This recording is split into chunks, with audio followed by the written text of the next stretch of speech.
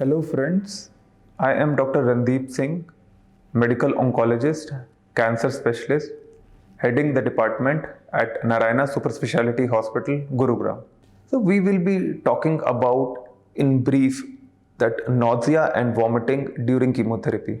The moment once the patient is mentally prepared that yes, he has to undergo chemotherapy, one of the question which raises in mind, and I think it raises in mind of every patient of mine, is that how much nausea and vomiting I will suffer. So the first thing is that it is not necessary that if you are on chemotherapies or even on a few of the modern treatments such as immunotherapies, targeted therapies, and all chemotherapies do not produce nausea or vomiting. Just to clarify, vomiting is to take out the food and nausea is to have a strong sensation that you will vomit. But if you have only nausea, you will just keep on having that sensation, but you will not have any physical vomiters. Now, there are few chemotherapy drugs which causes definitely lot of nausea and vomiting. And on the contrary, there are few drugs or few chemotherapy protocols where there is very mild nausea and vomiting.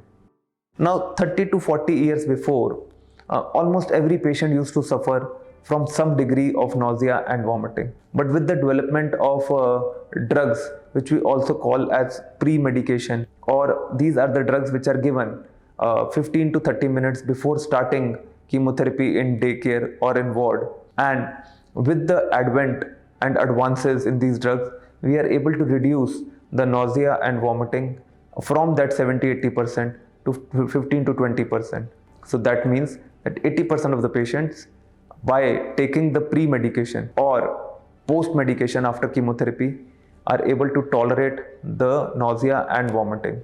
And it is very important that we do inform our doctor, because if you have very intense or severe nausea, vomiting, it can interfere with your oral intake. It can lead to a dip in your weight. You may lose confidence, and sometimes patients do not turn up for their second, third cycle of chemotherapy because of this side effect. Now, we have a lot of drugs now, and we use a combination of steroids. Then there is a drug called aprepitant, which can be given oral or IV. We have new oral formulations which we use, and either we use them in a single, a doublet, or a triplet combination. And believe me, in last 3 to 4 years, I have not seen this side effect in more than 10% of my patients. So apart from all these drugs, we also recommend our patients to have some modifications in the diet. The dietary modifications such as taking a very light food, avoiding very deep fried or avoiding oily food, eating at frequent intervals, dividing your basic classical 3 major meals into 6 meals, and taking more of liquids and semi-solids. All these modifications do help you to digest your food. Sometimes even after the drugs, patients, though they don't vomit nowadays, but they keep on having nausea, and we do also tell them some home remedies. That is, they can keep on chewing some lozenges, or they can chew some tablets, and every patient has some unique own methods which they devise. A few of them, they have a chocolate and then their nausea reduces.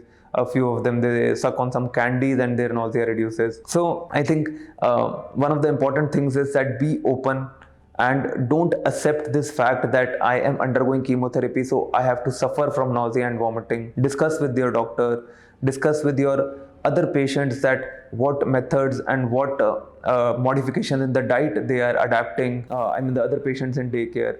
And of course, once we are open to discuss this side effect, I think this problem will be reduced to almost negligible, and thus you will not have this phobia that you have to suffer from nausea and vomiting during chemotherapy.